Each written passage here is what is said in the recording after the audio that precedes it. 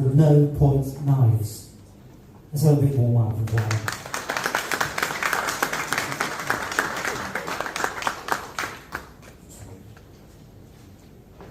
Hi there everyone. Sorry, no slides for me. I'm here today to ask for your help really. I'm going to start from my little backstory. As many of you are here have gone through the same kind of grief. My grief started in 2015, 24th of February. I got woken up at 5 o'clock in the morning by 2 police officers at my door.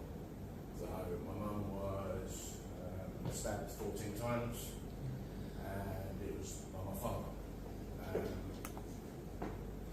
It was tough and it blew my family apart, and it's where we got through because I had a good love of beautiful women who looked after me. But from then I haven't been able to look at knives. I can't look at kitchen knives. It's my big thing now. I can't stand it when I see them in people's houses. I can't stand it in the shops. We kind of set up No Point Knives as a campaign. We're not a charity, we're not an organisation, it's me and my wife, and we just kind of went to the local MP and asked the question, why do knives need points?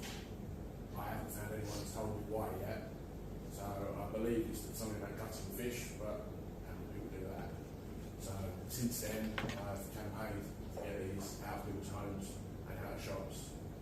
I went to my local MP at the time and asked that simple question, and they were very supportive, but 3 times I went to the Home Office and 3 times came back with letters saying to me it's not a priority at the moment. It took me 8 years and the change of government to finally get someone to listen. When I spoke to my local MP then, that I found the guy that worked for him was actually a guy I used to go to school with, and he kind of told me to set up on Facebook and push our campaign on that. It seemed to work straight away. 2 weeks in, we had a radio station get hold of us.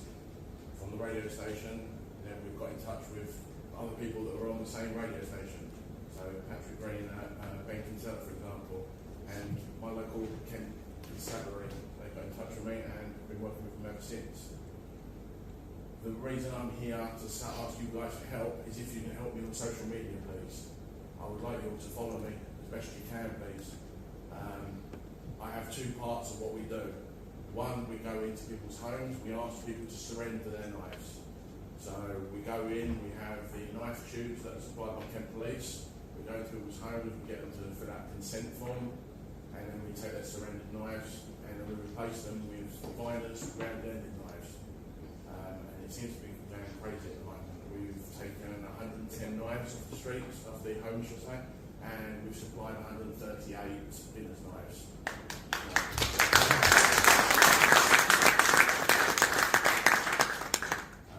And the second part of it is I pressurise shops, should we say. All the big supermarkets at the moment, they've signed up something called the voluntary agreement. It's not law, so they have to do their best to restrict access to knives, but many of them don't. Because it's not law, it's not legislation, they don't care. Okay, we have Aldi and Sainsbury's that completely now do not do knives at all, and they have our backing completely. But we have silly ones like the Range that won't sign the agreement, and they put knives from the floor to the ceiling, so right by the doors can be stolen and not in good packaging at all. If you guys are ever in supermarkets, please take pictures, send them to me, we can pressurise them. What I need to do is get the MPs to keep back in and get it into legislation that they cannot sell these